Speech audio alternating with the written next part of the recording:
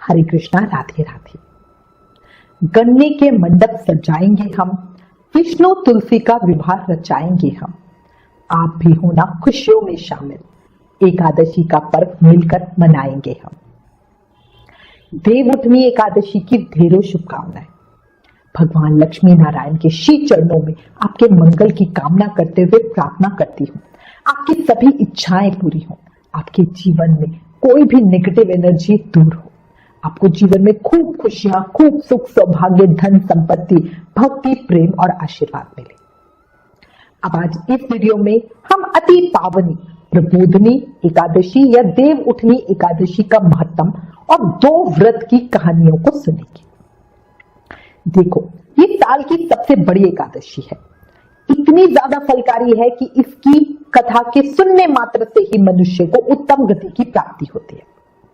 वहीं अगर इस एकादशी का व्रत पूरी श्रद्धा भाव और विधान पूर्वक किया जाए तो फिर तो इसके फल का कहना ही क्या है।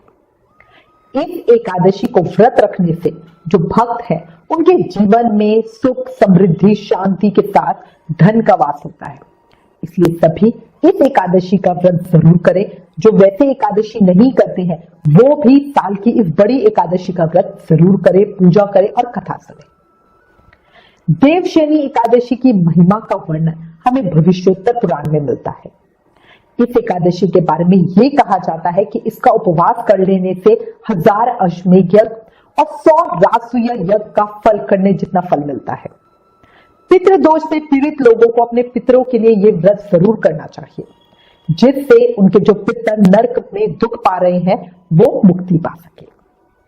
अब आपको अति पावनी, फलकारी, सुंदर देव उठनी एकादशी का महत्व बताते हो।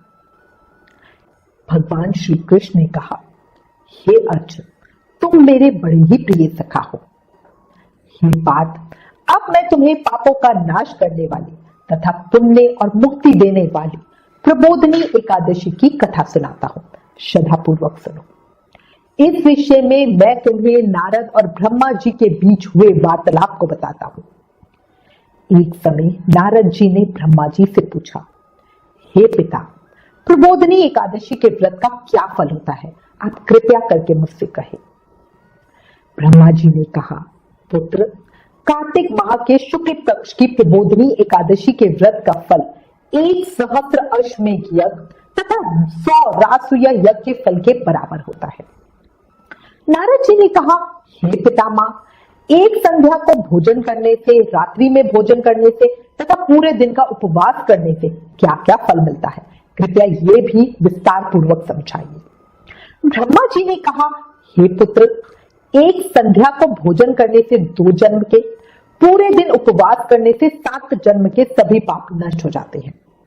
जिस वस्तु का त्रिलोक में मिलना दुष्कर है वो वस्तु भी प्रबोधनी एकादशी के व्रत से सहज ही मिल जाती है। प्रबोधनी एकादशी के व्रत के प्रभाव से बड़े बड़े पाप भी क्षण मात्र में ही नष्ट हो जाते हैं। पूर्व जन्म के किए हुए अनेक बुरे कर्मों को प्रबोधनी एकादशी का व्रत क्षण भर में ही नष्ट कर देता है। जो मनुष्य अपने स्वभाव के अनुसार प्रबोधनी एकादशी का विधान पूर्वक व्रत करते हैं उन्हें पूरा फल मिलता है। हे पुत्र, जो मनुष्य श्रद्धा पूर्वक इस दिन किंचित मात्र पुण्य कर्म भी करता है उनका वो पुण्य पर्वत के समान अटल हो जाता है। जो मनुष्य अपने हृदय के अंदर ऐसा ध्यान करते हैं कि प्रबोधनी एकादशी का व्रत करूंगा, उनके 100 जन्मों के पाप नष्ट हो जाते हैं। जो मनुष्य प्रबोधनी एकादशी को रात्रि जागरण करते हैं उनकी बीती हुई तथा आने वाली 10 पीढ़ियां विष्णुलोक में वास करती हैं और नरक में अनेक कष्टों को भोगते हुए उनके पितृ विष्णुलोक में जाकर सुख भोगते हैं। हे नारद, ब्रह्म हत्या आदि विकट पाप भी प्रबोधनी एकादशी के दिन रात्रि को जागरण करने से नष्ट हो जाते हैं। प्रबोधनी एकादशी को रात्रि को जागरण करने का फल अश्वमेध आदि यज्ञों के फल के से भी ज्यादा होता है। सभी तीर्थों में जाने तथा गौ, स्वर्ण, भूमि आदि का दान करने का फल प्रबोधनी एकादशी के रात्रि जागरण करने के फल के बराबर होता है। हे पुत्र, इस संसार में उसी मनुष्य का जीवन सफल है जिसने प्रबोधनी एकादशी के व्रत के द्वारा अपने कुल को पवित्र कर लिया।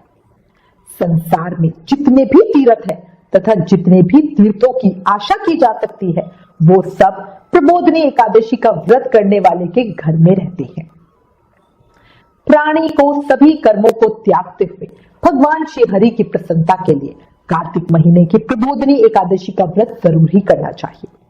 जो मनुष्य इस एकादशी व्रत को करता है वो धनवान, योगी, तपस्वी तथा इंद्रियों को जीतने वाला होता है, क्योंकि एकादशी भगवान विष्णु को बहुत प्रिय है। इसके व्रत के प्रभाव से मनुष्य जन्म मरण के चक्र से मुक्त हो जाता है। इस एकादशी व्रत के प्रभाव से कायिक, वाचिक और मानसिक तीनों प्रकार के पापों का शमन हो जाता है।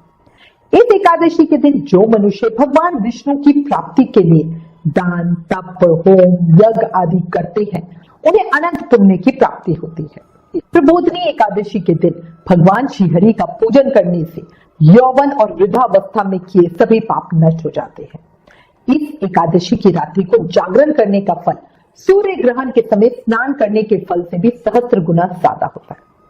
मनुष्य अपने जन्म से लेकर जो पुण्य करता है वह पुण्य प्रबोधनी एकादशी के व्रत के पुण्य के सामने व्यर्थ है। जो मनुष्य प्रबोधनी एकादशी का व्रत नहीं करता उसके सभी पुण्य व्यर्थ हो जाते हैं। इसलिए हे पुत्र, तुम्हें भी विधान पूर्वक भगवान विष्णु का पूजन करना चाहिए। जो मनुष्य कार्तिक महीने में धन परायण होकर अन्य व्यक्तियों का अन्न नहीं खाते उन्हें चंद्रायन व्रत के फल की प्राप्ति होती है। कार्तिक महीने में प्रभु दान आदि से उतने प्रसन्न नहीं होते जितने कि शास्त्रों की कथा सुनने से प्रसन्न होते हैं। कार्तिक महीने में जो मनुष्य प्रभु की कथा को थोड़ा बहुत पढ़ते या सुनते हैं उन्हें 100 गायों के दान के फल की प्राप्ति होती है। ब्रह्मा जी की बात सुनकर नारद जी बोले, हे पिता, अब आप एकादशी के व्रत का विधान कहिए और कैसा व्रत करने से किस पुण्य की प्राप्ति होती है, कृपया ये भी समझाइए। नारद जी की बात सुनकर ब्रह्मा जी बोले, हे पुत्र, इस एकादशी के दिन मनुष्य को ब्रह्म मुहूर्त में उठ जाना चाहिए। स्नान आदि से निवृत्त होकर व्रत का संकल्प करना चाहिए। उस समय भगवान विष्णु से प्रार्थना करनी चाहिए कि प्रभु, आज मैं निराहार रहूंगी और दूसरे दिन भोजन करूंगी, इसलिए आप मेरी रक्षा करना, मेरे व्रत को पूरा कराना। इस प्रकार प्रार्थना करके भगवान का पूजन करें और व्रत को शुरू करें। उस रात्रि को भगवान के सामने गायन, नृत्य, बाजे तथा कथा कीर्तन करते हुए रात्रि बितानी चाहिए। प्रबोधनी एकादशी के दिन कृपाणता को त्याग कर बहुत से पुष्प, अगर, धूप आदि से भगवान की आराधना करनी चाहिए। शंख के जल से भगवान को अर्घ्य देना चाहिए। इसका फल तीर्थ दान आदि से करोड़ गुना अधिक होता है। जो मनुष्य अगस्त्य पुष्प से भगवान का पूजन करते हैं उनके सामने इंद्र भी हाथ जोड़ते हैं। कार्तिक महीने में जो बिल्व पत्र से भगवान का पूजन करते हैं उन्हें अंत में मुक्ति मिलती है। कार्तिक महीने में जो मनुष्य तुलसी जी से भगवान का पूजन करते हैं उनके 10,000 जन्मों के सभी पाप नष्ट हो जाते हैं। जो मनुष्य इस महीने में श्री तुलसी जी के दर्शन करते हैं या स्पर्श करते हैं या ध्यान करते हैं या कीर्तन करते हैं या रोपण करते हैं या तुलसी जी की सेवा करते हैं वो 1000 कोटि युग तक भगवान विष्णु के लोक में वास करते हैं। जो मनुष्य तुलसी का पौधा लगाते हैं उनके कुल में जो पैदा होते हैं वे प्रलय के अंत तक विष्णु लोक में ही रहते हैं। जो मनुष्य भगवान का कदम पुष्प से पूजन करते हैं वो यमराज के कष्टों को नहीं पाते, उनकी सभी कामनाएं पूरी होती है। भगवान विष्णु कदम पुष्प को देखकर बहुत प्रसन्न होते हैं। यदि उनका कदम पुष्प से पूजन किया जाए तो उससे उत्तम और कोई बात है ही नहीं। जो गुलाब के पुष्प से भगवान का पूजन करते हैं उन्हें निश्चित ही मुक्ति मिलती है। जो मनुष्य बकुल और अशोक के पुष्पों से भगवान का पूजन करते हैं वे अनंत काल तक शोक से रहित रहते हैं। जो मनुष्य भगवान विष्णु का सफेद और लाल कनेर के फूलों से पूजन करते हैं उन पर भगवान बहुत प्रसन्न होते हैं। जो मनुष्य भगवान श्री हरि का दूर्वा दल से पूजन करते हैं वे पूजा के फल से 100 गुना ज्यादा फल पाते हैं। जो भगवान का शमी पत्र से पूजन करते हैं वो भयानक यमराज के मार्ग को सुगमता से पार कर लेते हैं। जो मनुष्य चंपक पुष्प से भगवान विष्णु का पूजन करते हैं वो जीवन मृत्यु के चक्र से मुक्ति पाते हैं। जो मनुष्य स्वर्ण का बना हुआ केतकी पुष्प भगवान को अर्पित करते हैं उनके करोड़ों जन्मों के पाप नष्ट हो जाते हैं। जो मनुष्य पीले और रक्त वर्ण कमल के सुगंधित पुष्पों से भगवान का पूजन करते हैं उन्हें श्वेत द्वीप में स्थान मिलता है। इस प्रकार रात्रि में भगवान का पूजन करके प्रातः काल शुद्ध जल की नदी में स्नान करना चाहिए। स्नान करने के बाद भगवान की स्तुति करते हुए घर आकर भगवान का पूजन करना चाहिए। इसके बाद ब्राह्मणों को भोजन कराना चाहिए और दक्षिणा देकर आदर सहित उन्हें प्रसन्नता पूर्वक विदा करना चाहिए। इसके बाद गुरु की पूजा करनी चाहिए और ब्राह्मणों को दक्षिणा देकर नियम को छोड़ना चाहिए। जो मनुष्य रात्रि स्नान करते हैं उन्हें दही और शहद दान करना चाहिए। जो मनुष्य फल की आशा करते हैं उन्हें फल दान करना चाहिए।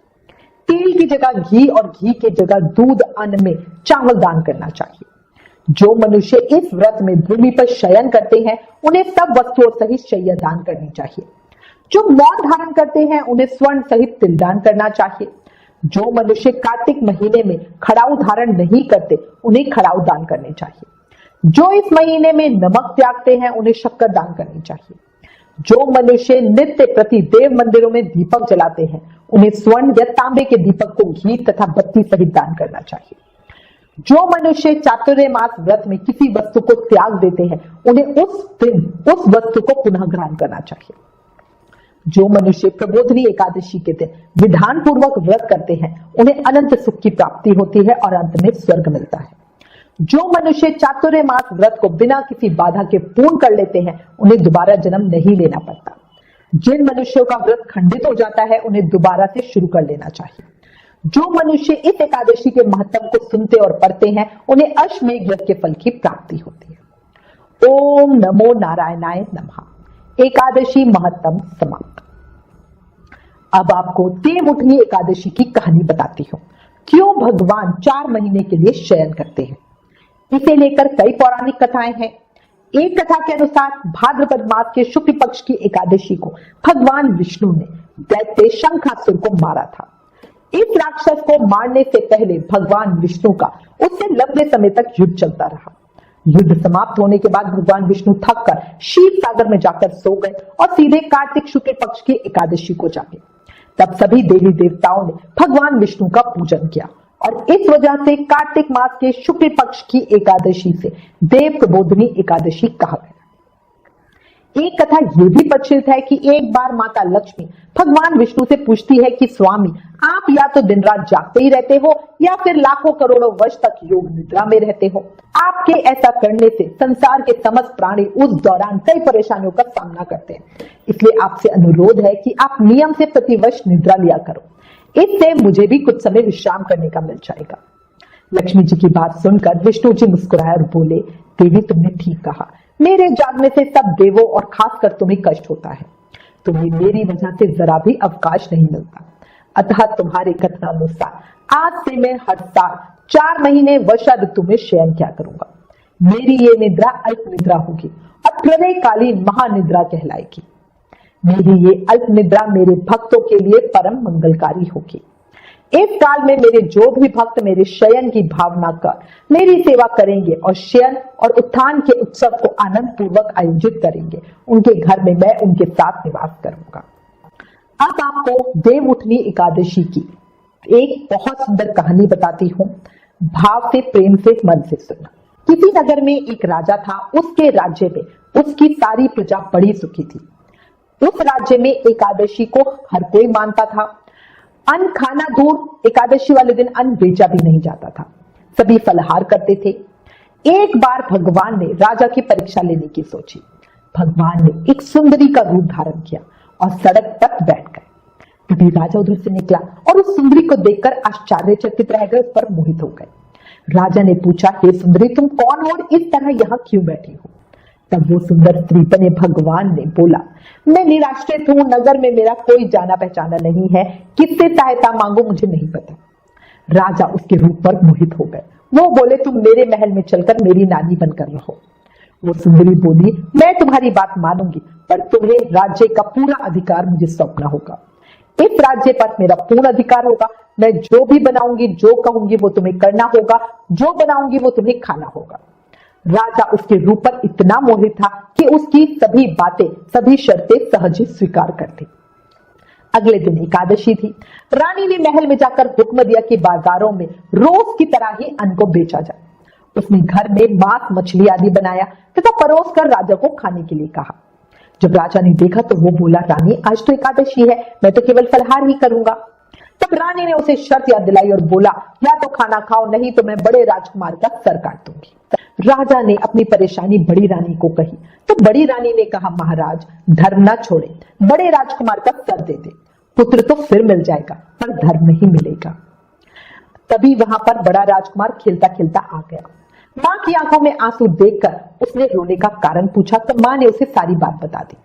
तब वो बोला, मैं सर देने के लिए तैयार हूं, पिताजी के धर्म की रक्षा होनी जरूरी है।